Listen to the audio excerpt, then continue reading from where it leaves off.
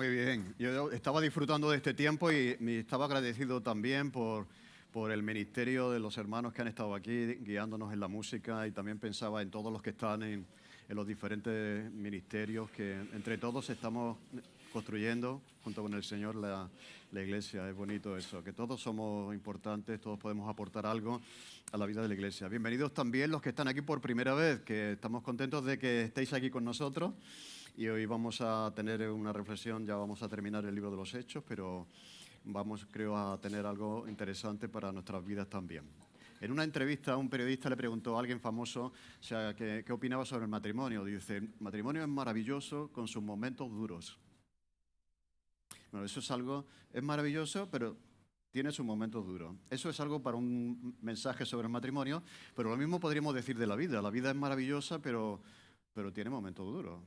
La vida es maravillosa con sus momentos duros. Hoy vamos a ver en el texto que nos toca, pues, cómo hay un momento duro, un momento difícil en la vida del apóstol Pablo. La vida puede ser, como vamos a ver hoy, como un viaje que estamos haciendo desde que nacemos hasta que nos vamos de este mundo. Es un viaje y tendrá sus momentos fantásticos de sol, de buen tiempo, pero también habrá momentos de tormenta, de nubes, de tristeza, de dificultad, ¿no? Eso es la vida. Si alguien te vende algo que todo va a ser días de sol y todo fantástico, te está mintiendo, ¿de acuerdo?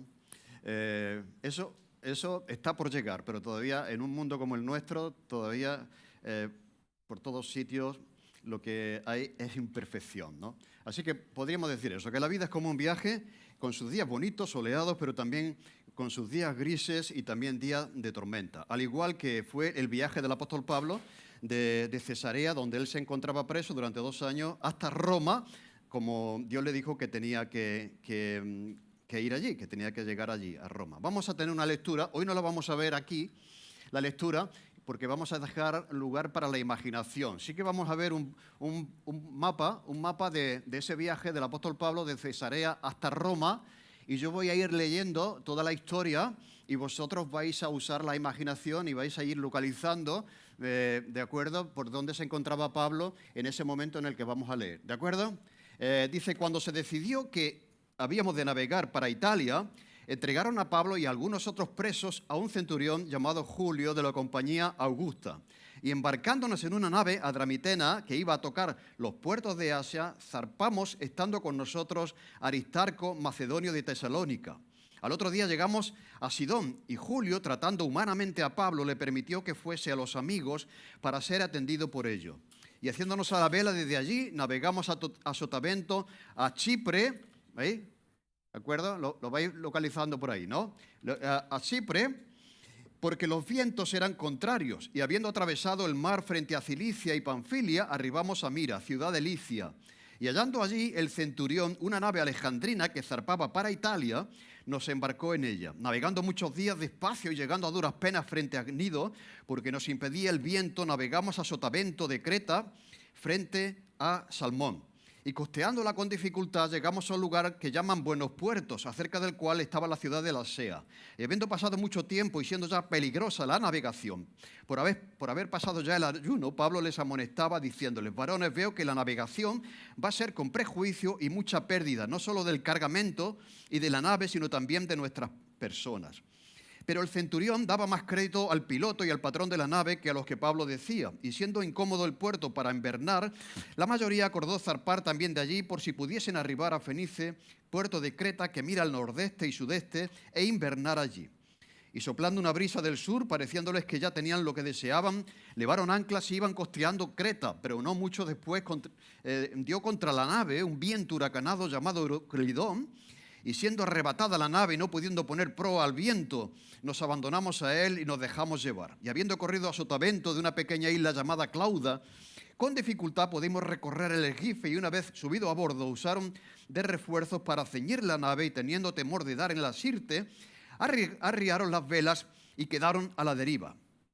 Pero siendo combatidos por una furiosa tempestad, al siguiente día empezaron a alijar, y al tercer día con nuestras propias manos arrojamos los aparejos de la nave, y no apareciendo ni sol ni estrellas por muchos días, y acosados por una tempestad no pequeña, ya habíamos perdido toda esperanza de salvarnos.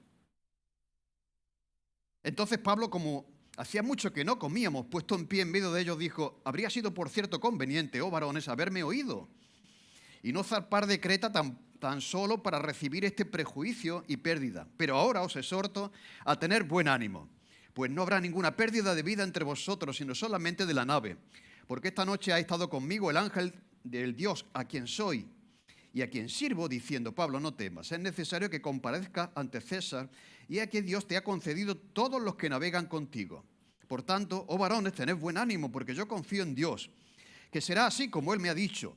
Con todo, es necesario que demos en alguna isla. Venida la 14ª noche y siendo llevados a través del mar Adriático, a la medianoche los marineros sospecharon que estaban cerca de tierra. Y echando la sonda, hallaron 20 brazas, y pasando un poco más adelante, volvieron a echar la sonda y hallaron 15 brazas. Y temiendo dar en escollo, echaron 4 anclas por la popa y ansiaban que se hiciese de día. Entonces los marineros procuraron huir de la nave y, echando el esquife al mar, aparentaban como que querían largar las anclas de proa. Pero Pablo dijo al centurión y los soldados: si estos no permanecen en la nave, vosotros no podéis salvaros. Entonces los soldados cortaron las amarras del esquife y lo dejaron perderse.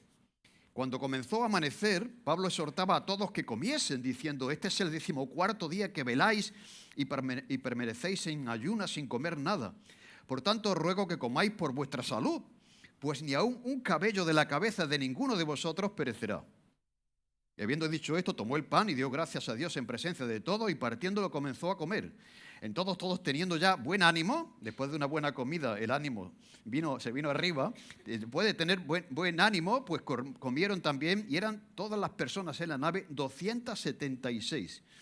Y ya satisfechos, aligeraron la nave, echando el trigo al mar. Cuando se hizo de día, no reconocían la tierra, pero veían una ensenada que tenía playa, en la cual acordaron varar si pudiesen la nave. Cortando pues las anclas, lo dejaron en el mar, largaron también las amarras del timón, e izada al viento la vela de proa, enfilaron hacia la playa, pero dando en un lugar de 2 aguas, hicieron encallar la nave. Y la proa hincada quedó inmóvil, y la popa se abría con la violencia del mar. Entonces los soldados acordaron matar a los presos para que ninguno se fugase nadando. Pero el centurión, queriendo salvar a Pablo, les impidió este intento y mandó que los que pudiesen nadar se echasen los primeros y saliesen a tierra. Y los demás parten tablas, parten cosas de la nave, y así aconteció que todos se salvaron y llegaron a tierra. Estando ya a salvo, supimos que la isla se llamaba Malta. Allí, ¿de acuerdo? Fijaros. Dice: y los naturales, la gente que vivía allí, nos trataron con no poca humanidad, porque encendieron un fuego, nos recibieron a todos a causa de la lluvia que caía y del frío. Entonces, habiendo recogido Pablo algunas ramas secas, las echó al fuego, y una víbora, huyendo del calor, se le prendió en la mano. Y cuando los naturales vieron la víbora colgando de la mano de Pablo, se decían unos a otros: ciertamente este hombre es homicida, a quien escapado del mar la justicia no deja vivir. Pero él, sacudiéndose la víbora en el fuego, ningún daño padeció. Entonces ellos estaban esperando que él se hinchase o cayese muerto de repente. Mas habiendo esperado mucho y viendo que ningún mal le venía, cambiaron de parecer, y ahora les parecía que era un dios. ¿De acuerdo? Así la gente cambia de opinión rápidamente. Y en aquellos lugares había propiedades del hombre principal de la isla, llamado Publio, quien nos recibió y hospedó solícitamente 3 días. Y aconteció que el padre de Publio estaba en cama, enfermo de fiebre y de disentería. Y entró Pablo a verle, y después de haber orado, le impuso las manos y le sanó. Hecho esto también, los otros que en la isla tenían enfermedades venían y eran sanados, los cuales también nos honraron con muchas atenciones. Y cuando zarpamos, nos cargaron de las cosas necesarias. ¿Veis? De ahí viene cuando uno va al médico, después le regala una gallina. Antes en los pueblos se hacía eso, ¿no? Le regalaban la gallina, le regalaba un jamón. Me viene de aquí. Dice: respondieron de verdad, pues proveyéndole de lo que necesitaban, las cosas necesarias. Pasados 3 meses nos hicimos a la vela en una nave alejandrina que había invernado en la isla, la cual tenía por enseña a Castor y Pólux, Y llegados a Siracusa estuvimos allí 3 días. De allí costeando alrededor llegamos a Regio y otro día después, soplando el viento sur, llegamos al segundo día a Puteoli. Donde habían hallado hermanos, nos rogaron que nos quedásemos con ellos 7 días y fuimos a Roma, de donde oyendo de nosotros los hermanos salieron a recibirnos hasta el foro de Apio y las 3 tabernas, y al verlos Pablo dio gracias a Dios y cobró aliento. Cuando llegamos a Roma, el centurión entregó los presos al prefecto militar, pero a Pablo se le permitió vivir aparte con un soldado que le custodiase. Es una narración un poco extensa, pero muy interesante. ¿Qué sentido tiene dedicar tanto tiempo a narrar algo como esto? Mira, no hay nada, los estudiosos dicen, no hay nada en la literatura antigua que narre mejor, pues eso. Una tormenta y lo que le ocurre a un barco que es azotado por un naufragio. En la literatura antigua no hay un relato mejor que narre un naufragio. Y aquí Lucas, que es el que está escribiendo y apuntando todo, nos narra algo que no existe en la literatura antigua. Lo narra espléndidamente. Yo lamento si estuviéramos en la costa, habría muchos pescadores que entenderían todo esto del esquife, todo esto de las velas, todo esto. Nosotros hay cosas, si alguien tiene un yate aquí, tiene alguien un yate, pues entenderá cómo funciona el yate, la proa, el babor, todo este tipo de cosas. Pero veis, hay un lenguaje aquí de alguien que conoce bien lo que está narrando. ¿De acuerdo? Así que es un registro que, por alguna razón, Dios quiere dejarnos en detalle. Y vamos a ver por qué razón. ¿De acuerdo? Lo que vemos es que ya que no hay un barco que vaya directamente de Cesarea, que está allí, ¿de acuerdo?, hasta Roma, pues tienen que ir en 3 barcos. Si habéis notado, son 3 barcos los que tienen que usar para llegar finalmente a Roma. Y tienen este viaje tan difícil, ¿no?, de acuerdo, lleno de dificultades, pues se hace en 3 etapas. El primer barco dice que es de Adramitio y hay 2 que vienen de Alejandría. Alejandría era como el granero de Roma. En Alejandría estaba en Egipto y ahí había grandes producciones de trigo. Dice Pablo que tuvieron que tirar el trigo al mar porque el barco se hundía. Entonces había naves de Alejandría que venían a proveer de trigo a Roma, ¿de acuerdo? Y entonces tomaron 2 naves de Alejandría que se dirigían a Roma. ¿Por qué estos detalles? La pregunta. En primer lugar, porque esto es la historia de la revelación de Dios. Dios no está en el cielo pretendiendo que nosotros le conozcamos, sino habernos dado una evidencia de que realmente Él está ahí y está en los momentos buenos y en los momentos malos, ¿no? O sea, en medio de una tormenta, cuando nos asalta la tormenta, a través de este relato vemos que Dios está ahí, ¿o no? ¿De acuerdo? Entonces es una manera de revelarnos Dios a nosotros con todo este relato detallado, que Él está también en medio de nuestras tormentas. ¿De acuerdo? Eso en primer lugar. En segundo lugar, yo creo que este texto está aquí para que veamos que así es la vida. O sea, así es la vida, ¿no? O sea, cuando estemos con el Señor estará la perfección, estará todo, no habrá dolor, no habrá lágrima, no habrá enfermedad, pero esta vida está rota, está trastocada, es imperfecta, porque nosotros la hemos hecho así. Y por lo tanto aquí hay un relato detallado de que una persona creyente puede estar en medio de una tormenta y puede estar a punto de perder la vida, y la vida es así. Tiene sus momentos fantásticos, ¿de acuerdo? Dice que hay un momento en el que sopla el viento y la nave va fantástica, va muy bien, pero hay un momento que el viento sopla en contra y que viene la tormenta, están 14 días sin ver el sol, ni las estrellas, ni la luna, perdidos completamente en medio del mar, a punto de perder la vida, sin esperanzas de vivir. Así es la vida. La vida tiene sus momentos buenos y tiene también sus momentos malos. Y la tercera razón por la que este pasaje es tan extenso y detallado es para que veamos que a pesar de la tormenta, Dios está ahí. Y ese viaje va a terminar bien. Va a terminar bien. Y que Pablo va a llegar a Roma, como Dios le había dicho que iba a llegar. ¿De acuerdo? A pesar de que en el camino hubiese esos momentos duros que tiene también la vida. Así que Dios está en control. Esta será la idea central de toda esta narración. Que Dios está en control de nuestra vida cuando nos sorprende la tormenta. Todos tenemos que pasar en algún momento por alguna tormenta y no olvidemos que Dios está ahí. Mira, esa canción primera, fantástica, es preciosa, y dice que en medio de la tormenta, ¿os acordáis que lo hemos cantado?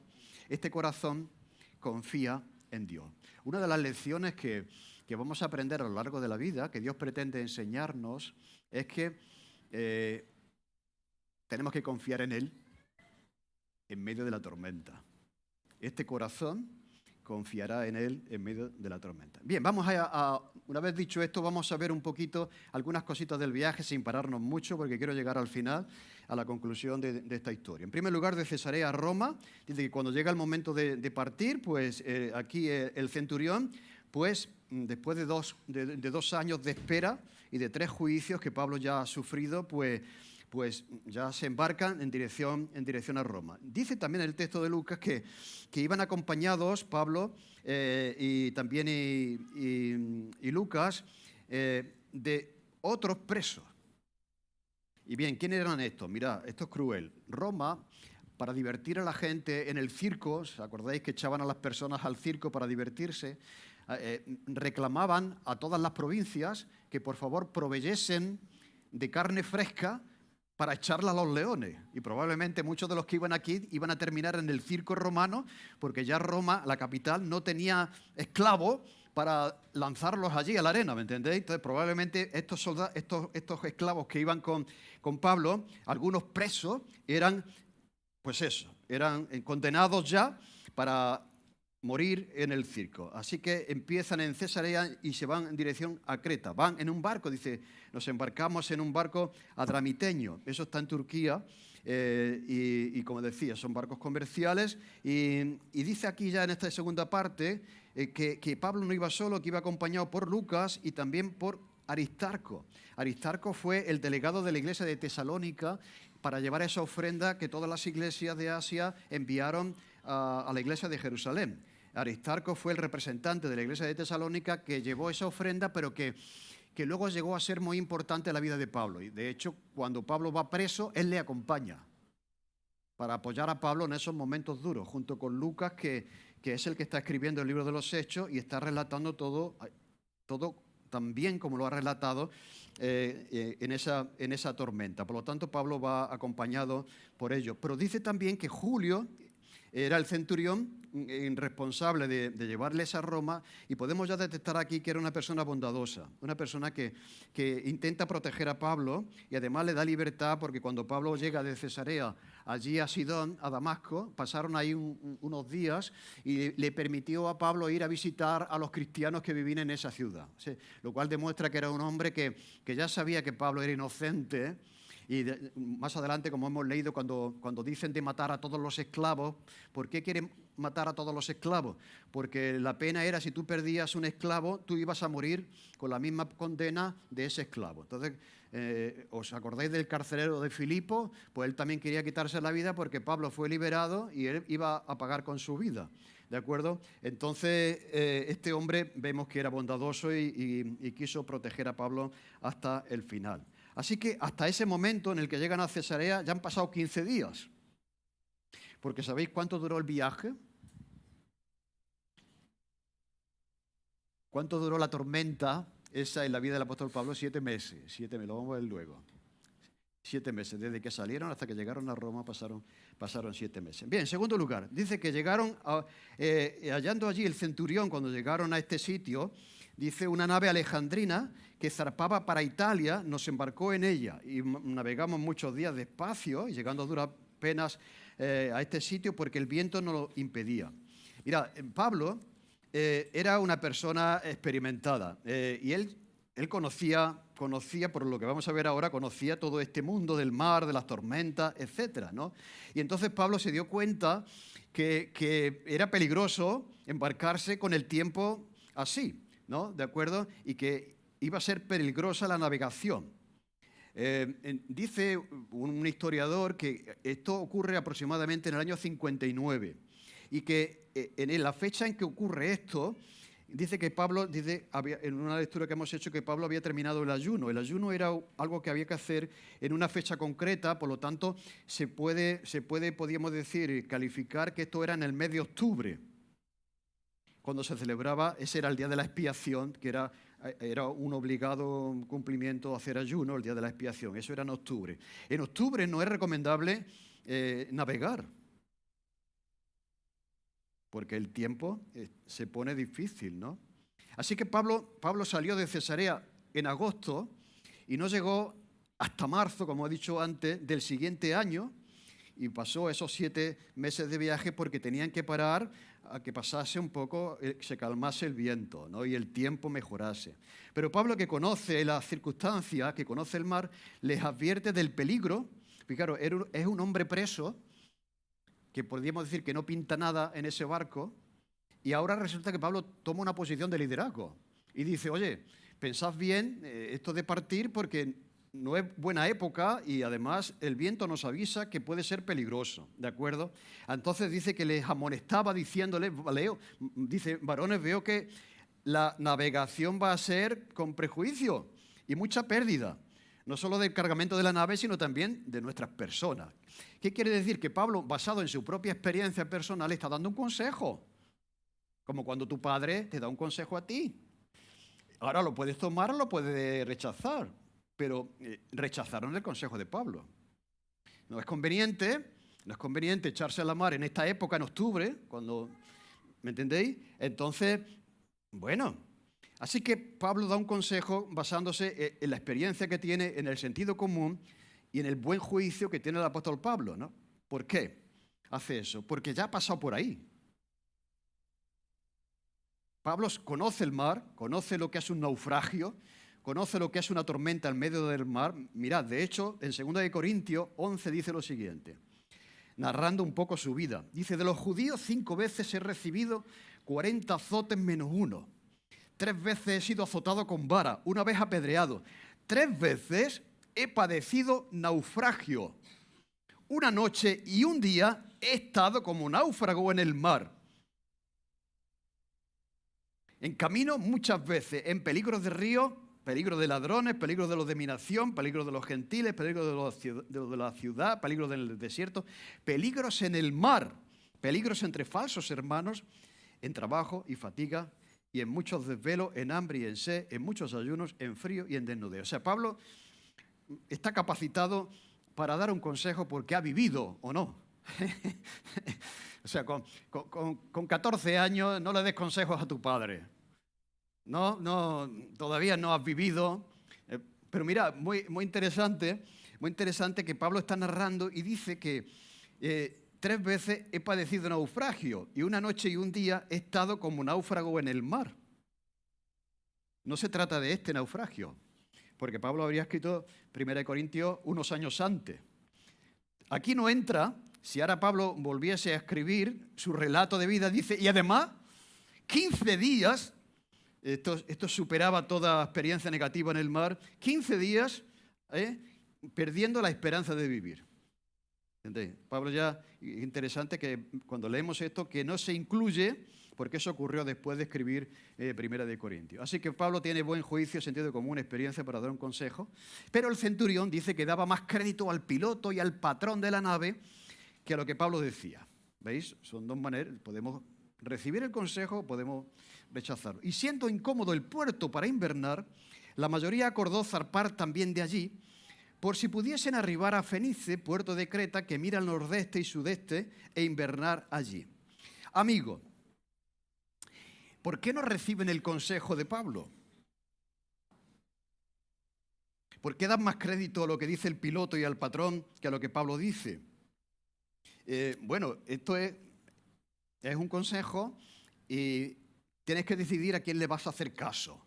A quién le vas a hacer caso, ¿no?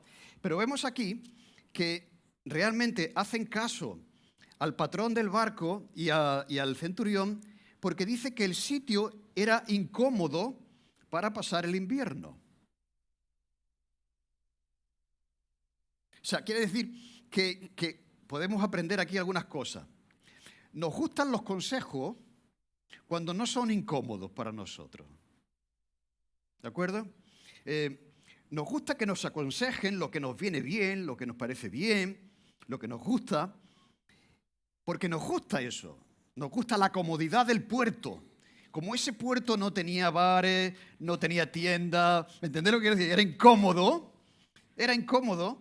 y preferían un sitio más cómodo a costa de las consecuencias que luego tuvieron que pasar. Muchas veces despreciamos el consejo porque no nos resulta cómodo, pero las consecuencias de despreciar el consejo serán duras, serán difíciles para nosotros. Esa era la motivación para no atender a Pablo, que el sitio no era cómodo y por lo tanto rechazan su consejo. Bien, entonces, ¿qué pasa? Pues dice que sopló una brisa del sur y yo creo que se miraban unos a otros y miraban a Pablo. Pablo, ¿ves qué bien nos va? No nos hacía falta tu consejo, ¿ves? Mira, la brisa, el barco, qué bien, fantástico, ¿no? Dice, pensaban que ya tenían lo que deseaban, levaron anclas y costearon Creta, pero no mucho después dio contra la nave un viento huracanado llamado Euroclidón y la nave fue arrebatada, ¿no? Y no podían ya controlar la nave, nos abandonamos al viento, corriendo a sotavento, a una isla llamada Clauda, con dificultad podemos recoger el esquife y una vez subido... Bueno, he mirado, digo, ¿qué es el esquife? Mira, el esquife, ¿alguien lo sabe? Pues el barco salvavidas. O sea, era una nave grande, había 275 personas en esa nave. Y el esquife era el barco salvavidas que iba ahí atado a una cuerda, ¿de acuerdo? Y para así en un momento de tormenta, pero ahí no caben 275 personas. Pero bien, entonces, dice, pero siendo combatidos por una furiosa tempestad, al día siguiente empezaron a lijar y al tercer día con nuestras propias manos arrojamos los aparejos de la nave y no aparecieron ni sol ni estrellas por muchos días.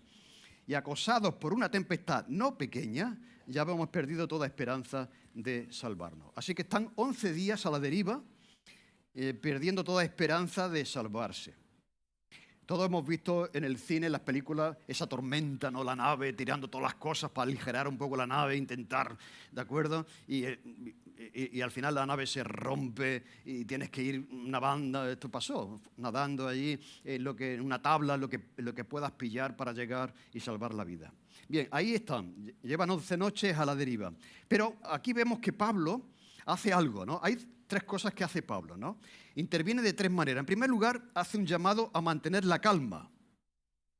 Entonces Pablo, como hacía mucho que no comíamos, puesto en pie en medio de ellos, dijo, aquí hay un poco de Pablo por parte, dice, hombre, habría sido por cierto conveniente, oh varones, haberme oído y no zarpar. Es como decir, ya os lo había dicho, pero bueno, a veces también es conveniente decir, ya te lo había dicho, ¿no?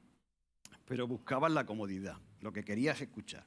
Pero ahora, tan solo para recibir este prejuicio y pérdida, pero ahora os exhorto, a pesar de eso, ¿no? Dice, tened buen ánimo, pues no habrá ninguna pérdida de vuestra vida, sino solamente de la nave. Porque esta noche ha estado conmigo el ángel de Dios, el papel de los ángeles también. El ángel de Dios se le había parecido a Pablo. De Pablo, estáis aquí destrozados en medio del mar, una gran tormenta, pero no temas que vas a llegar, y todos los que están contigo van a llegar contigo a Roma. Tened buen ánimo, por lo tanto, Pablo, que es animado, anima a los que están alrededor, que es lo que nosotros también tenemos que hacer. Nosotros somos animados por el Señor para, a su vez, poder animar a otros cuando están pasando por una situación de dificultad. Así que, ¿qué podemos hacer en medio de la desesperación que genera la tormenta? Pues mira, tenemos el ministerio de animar a aquellos que están pasando por la tormenta, como hizo Pablo. 276 personas que van a perder la nave, y como efectivamente pasaría después, ¿de acuerdo? Pero que salvarían la vida. Así que confía en Dios, que este corazón, como hemos cantado, aprenda a confiar en Dios y en sus promesas a pesar de la dificultad. Y yo creo que también hay un interesante relato, ¿no? En medio de la desesperación, Dios, que conoce la angustia que puede suponer para una persona estar ahí ya perdiendo la esperanza de la vida, Dios muestra y se aparece. Yo creo que también de alguna manera Dios, cuando estamos pasando por alguna situación tormentosa en nuestra vida, nos hace ver. Puede ser un versículo, puede ser una persona, una llamada, puede ser una lectura de que ese corazón aprenda a confiar en mí, ¿entendéis? ¿No? Que Dios no nos deja solos en esos momentos de desesperación, ¿de acuerdo? En ese momento oportuno el ángel se aparece, son ya 11 días de tormenta, pero que no temas, Pablo. En segundo lugar, llama primero a mantener la calma, llama a mantenerse unidos. Cuando se van acercando ya al sitio, algunos quieren salir corriendo. Dice Pablo, no, vamos a ver. Hay 276 personas. Llevamos ya, en este caso, ya 14 noches a la deriva. Y lo más probable es que viendo ya la tripulación, que ya estaban cerca de la playa, pues que algunos dijesen, mira, yo me voy. Yo no quiero acabar en el circo, allí que me coman los leones, yo me voy. Así que voy a coger el barco, el flotador, y me lo llevo. Dice Pablo, no, así no son las cosas. Como alguno se vaya, tenemos que ir juntos. Tenemos que ir juntos. Si es que nos vamos a salvar, nadie puede coger el salvavidas e irse solo. Nos vamos todos juntos. Así que vemos a Pablo ya asumiendo aquí liderazgo en momentos difíciles. Dice alguien sobre esto, el hombre de Dios es aquel cuyo coraje se mantiene firme cuando el temor invade el corazón de los demás. Sirve y guía a los hombres porque él mismo es inspirado y guiado por Dios. Esto es lo que hace grande a un hombre, ¿no? Eso lo hemos visto en las películas, ¿no? Está todo el mundo, los soldados allí muertos de miedo y tal, que nos van a matar, y se levanta allí alguien y dice, un momento, vamos a ver, ¿cómo que vamos? Y levanta el ánimo de la... ¿Me entendéis? Esto es lo que hizo Pablo. O sea, tener esa capacidad de liderazgo para en medio de la frustración, del miedo, etcétera, dice Pablo. ¿No? Un momento, ¿no? Y entonces llama a mantener la calma. Y en tercer lugar, llama a comer. Yo creo que también, volviendo un poquito atrás, en los momentos así de tormenta se manifiestan los verdaderos líderes. ¿De acuerdo? Aquellos que están seguros y que son capaces de confiar en Dios cuando los demás están muertos de miedo, en los momentos de tormenta. Pero bien, volvemos a la tercera cosa que hace Pablo, y es que les pide que coman algo. Que coman algo. ¿Os acordáis cuando Elías quería morirse? Una buena comida levanta el ánimo y nos lleva muchas veces a la frustración, ¿no?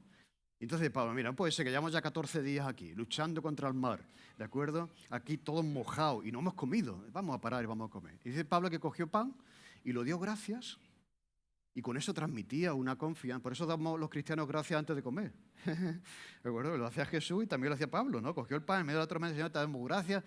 Dice, pero ¿cómo vas a dar gracias? Pero si estás a punto de morirte y el barco se está hundiendo. ¿Y cómo sería ese pan? Ese pan, ¿me entendéis?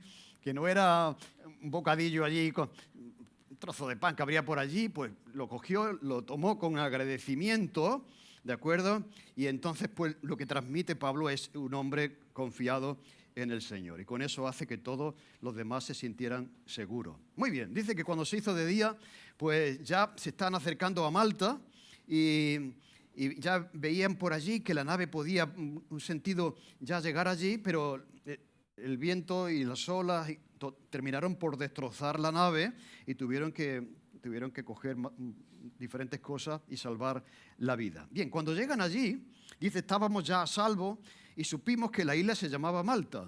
La vemos allí, ¿no? ¿Veis? Desde aquí es donde Pablo dice... Bueno, ahora no funciona. Aquí es donde Pablo dice, mira, mejor que nos quedemos aquí, ¿de acuerdo? Porque es mala fecha para hacer este camino hasta aquí. Entonces la idea era ir así, pasar por aquí y llegar aquí a Roma. Pero la tormenta le estuvo por aquí, por eso está eso, aquí fue la tormenta, terminaron aquí, ¿de acuerdo?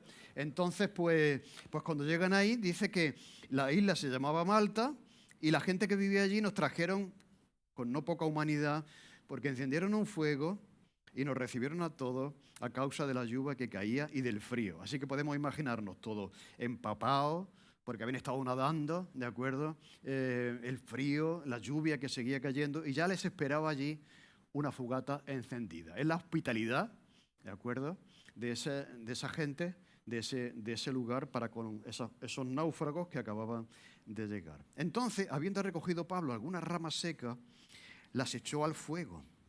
Mira, Pablo podía haber llegado allí y decir, madre mía, de buena nos hemos salvado. Pero Pablo lo vemos colaborando con lo de la isla, buscando también ramas. El fuego estaba encendido. Pero Pablo cogió y ayudó. Lo cual vemos una disposición a servir cuando él podía haberse quedado en el extremo del barco, ¿de acuerdo? O haberse quedado allí en un extremo diciendo, pobre de mí, ¿qué será de mí? Lo vemos sirviendo en los momentos difíciles. ¿A quién nos recuerda Pablo? A José. ¿Os acordáis cuando José estaba también en otra tormenta, que estaba en el calabozo? ¿Qué hacía José? Servir a los que estaban allí con él. No dijo, pobre de mí, que estoy aquí, ahora qué va a ser de mí. Él siguió siendo un hombre de fe y de servicio y sirvió, y eso le sirvió para que el responsable de la cárcel pues le diera más responsabilidad. Así que él servía en cualquier circunstancia. A veces decimos, bueno, a ver si paso esta etapa y ya puedo comprometerme, a ver si... Mira, el que quiera servir buscará una oportunidad. El que no quiera buscará una excusa. A mí me maravilla que Pablo podía haber llegado allí y digo, a ver, una manta, por favor, cardo calentito, a ver, un poco de mimo, de cariño, que llevamos 14 días y se levanta y empieza allí a coger ramas para colaborar con la gente de la isla, ¿no? ¿De acuerdo? Entonces, ¿qué ocurre? Que había un hombre importante, Publio, y nos recibe, nos hospeda, pero su suegro estaba enfermo. Y Pablo ora por él y este hombre se sana. ¿Creemos que Dios puede sanar a las personas? Sí. Vamos a seguir orando por los que están enfermos. No siempre lo hace. A veces no todo el mundo se sana, pero tenemos que creer que Dios es poderoso. Vemos aquí que dice que sanó a este hombre por la oración y la imposición de manos. No es que sus manos tuvieran algo mágico, pero era una manera de decir, en el nombre de Jesús, tus pecados y tus enfermedades son sanadas. ¿De acuerdo? Y entonces ellos responden, otros también que estaban enfermos vienen a Pablo y son también sanados. ¿Y qué hacen? Responder con gratitud. Aquello que dije al principio, ¿no? ¿De qué manera podemos pagarte lo que tú estás haciendo por nosotros? A veces somos muy desagradecidos, ¿no? Ellos reciben un bien y de alguna manera, pues, ¿cuáles serían las cosas que ellos dieron a Pablo? Pues seguro que era una gallina, unos huevos, algo de pan, ¿me entendés lo que quiero decir? O sea, como hace la gente que sabemos que lo hacen en los pueblos antiguamente, ¿no? Que como no podían pagar al médico, le llevaban allí, le llevaban unos chorizos, le llevaban unas morcillas, ¿no? Es así, ¿no? Es responder con gratitud a aquel que hace algo por ti, pero no lo machaques encima. ¿Entendéis? Entonces, la gratitud, y esta gente es fantástica, es hospitalaria y encima agradecida, ¿no? Porque sus enfermedades fueron sanadas. Bien, dice que seguimos, ya finalmente, una vez que salen de ahí, pasados 3 meses, nos hicimos a la vela en una nave alejandrina, que había invernado en la isla, ¿veis? Ya pasó el invierno y entonces ya era momento, ya el mar estaba de otra manera y entonces era momento de seguir camino hasta Roma. Y dice que el barco llevaba una enseña que era Castor y Polus. Esto es interesante. ¿Sabéis quién era Castor y Polus? Castor y Polus eran los protectores y los dioses del mar, de la navegación. Eran como los santos patronos de los navegantes, de los pescadores. La gente es supersticiosa. Y piensa que poniendo una medalla o poniendo un santo te va a ir bien el negocio. ¿O me entendéis? O te va a sonreír la vida. La gente ha sido supersticiosa siempre.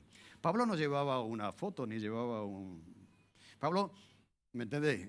Él confiaba en el Dios vivo y le había dicho, Pablo, tú vas a llegar, y llegó. No necesitaba depender de Castor y Polus, que eran los protectores de los navegantes, los patronos de los navegantes. Y llama la atención cómo cuando Pablo se va acercando a Roma, los hermanos de Puteoli, que estaba a 65 kilómetros, y de las 3 tabernas, que estaba a 49 kilómetros, salen al encuentro de Pablo. ¿Por qué salen al encuentro de Pablo? Porque Pablo había escrito ya la carta a los romanos 3 años antes. ¿De acuerdo? Y Pablo había manifestado su deseo de ir a Roma para desde Roma, contando con su apoyo financiero y económico, poder ir a España. Ya lo veremos la semana que viene. ¿De acuerdo? Pero, así que lo que Pablo estaba planeando era otro viaje misionero, utilizando en este caso Roma como una plataforma para llegar a España, a Tarragona. ¿de acuerdo? Probablemente. Entonces, ya conocían ellos a Pablo por lo que había escrito y por lo tanto salen a recibirle cuando él se dirige a Roma. Es muy interesante que el viaje era diferente, porque Pablo quería ir a Roma libre para seguir viajando y llegar a España finalmente, pero llegó con unas cadenas. Pero es que si no va con unas cadenas no hubiera predicado a Nerón, ¿no? Que luego Pablo lo diría en Filipenses. Gracias a estas cadenas, pues el Evangelio ha llegado hasta lo más alto de la sociedad romana. ¿De acuerdo? Así que esto es una lección. Todas las cosas tienen su propósito. Y dice uno, ¿y qué sentido tiene esto en mi vida, esta situación, ¿no? Pero podría ir libre, pero tengo que llegar esclavo. Bien, pues Dios sabía lo que estaba haciendo, ¿no? Entonces, Pablo iba acompañado, como hemos dicho, por Lucas, por Aristarco, y ahora dice que cuando vio a esos hermanos venir a su encuentro, dice que recuperó el aliento. Amigos, esto es la comunión cristiana. No es lo mismo vivir solo en tu casa, por tu cuenta. Yo no necesito la iglesia, yo creo en Dios. Mira, la comunión cristiana es cristiana, o sea, es necesaria. Y cuando Pablo ve ese gesto de los hermanos de venir a recibirle, pues recupera el aliento. Pablo iría con temor también, porque sabía que Roma podría ser su muerte, ¿no? Podría ser condenado. Pero el apoyo de los hermanos le hace recuperar el aliento, ¿de acuerdo? Y entonces, esto quiere decir que Pablo no estaba solo, y nosotros tampoco debemos estar solos, ni deberíamos estar solos. Es verdad que en la siguiente ocasión, porque Pablo fue liberado, quedó libre, Pablo dice, en Timoteo y Tito, dice que todos me han abandonado. Al final estuvo solo.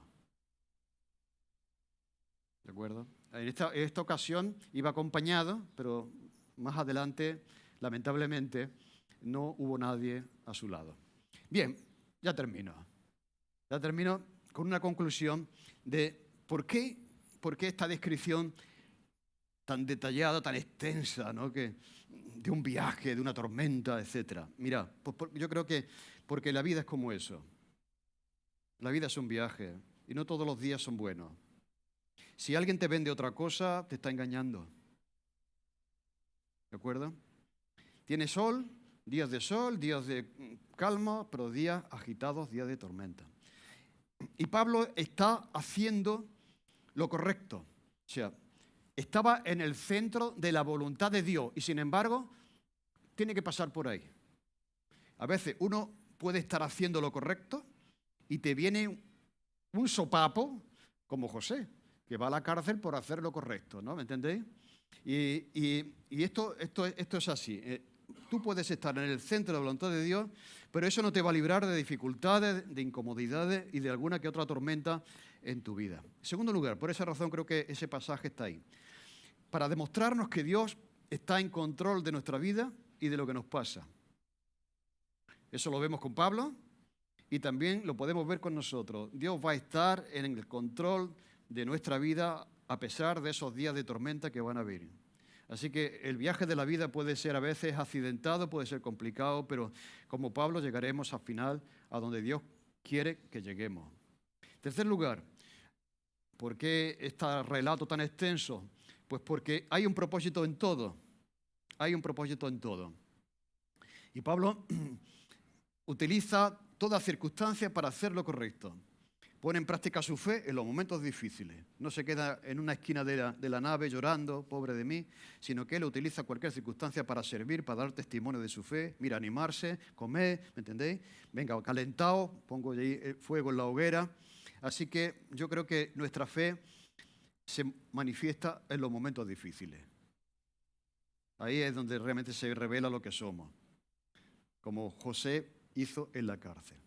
Y Pablo utilizó pues todo lo que él era y lo que creía para ponerlo en práctica en medio de la tormenta. Trabajó y sirvió, ayudó, animó, consoló a los demás. En cuarto lugar, yo creo que otra razón por la que este pasaje está aquí es porque la fe de Pablo contrasta con otra tormenta, en este caso de 12 personas metidos en una barca. en el mar de Galilea, ¿os acordáis? Los discípulos, Jesús va con ellos y Jesús se duerme, viene la tormenta, desesperación. Señor, pero hombre, ¿cómo te duermes? ¿Que no ves que...? ¿Vemos eso en Pablo? ¿A qué contrasta? ¿De acuerdo? Al principio la fe puede ser débil, pero la fe de Pablo ya, amigo, estaba probada. Y por mucha tormenta que hubiera, Pablo estaba ahí. Ese corazón, como dice la canción, confió en el Señor. ¿De acuerdo? Y mirad, en último lugar, la tormenta viene a ser un símbolo de cómo el enemigo de la Iglesia está intentando frustrar el propósito salvífico de Dios para el hombre y para el mundo.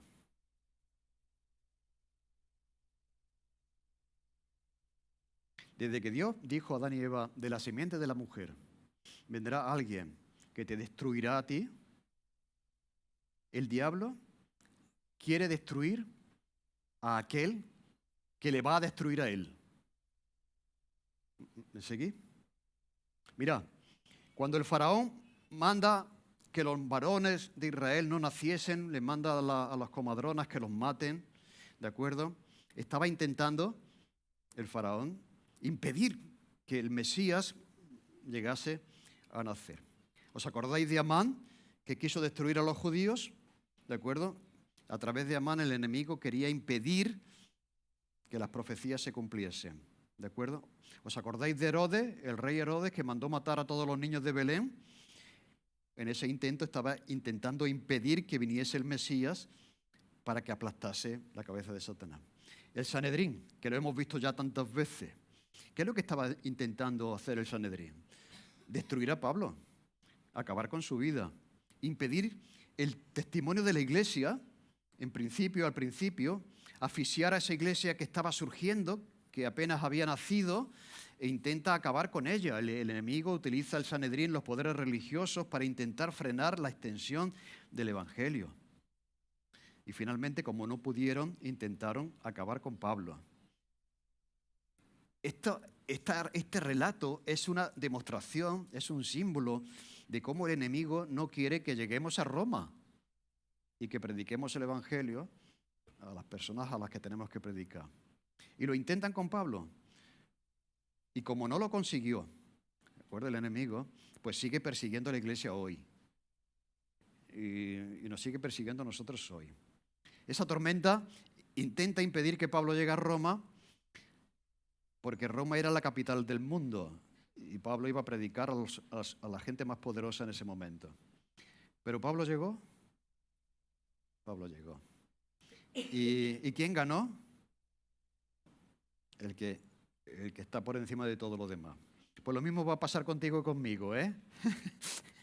De verdad, el enemigo va a intentar despistarte y a veces lo consigue, ¿eh? Para que no vivas como tienes que vivir, para que, ¿entendéis? Etcétera, etcétera, pero si estamos en el Señor, al final llegaremos a nuestro destino. Aunque el enemigo intentará que no lleguemos, ¿de acuerdo?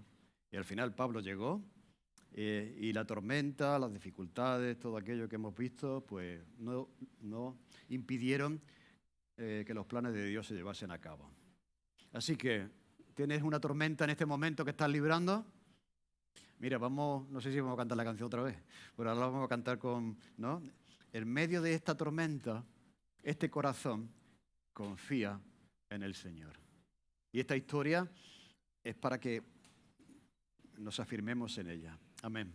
Oh Señor, te damos gracias por tu palabra, porque ahí tú nos dices lo que tú eres para nosotros, que nos amas, que nos cuidas, como tú has prometido, Señor. Y ayuda a cada uno de nosotros en medio de los momentos duros, cuando se presenten, y a responder como Pablo respondió, Señor. Y ayúdanos también a confiar en tu soberanía por encima de todas las cosas, a pesar de que los hombres intenten contra nosotros, contra tu pueblo, contra tus siervos, Señor, pues que podamos mantenernos firmes, Señor, en la confianza de que tú nos llevarás a ese destino final, sin ninguna duda, Señor. Y te damos gracias por eso, en el nombre de Jesús. Amén.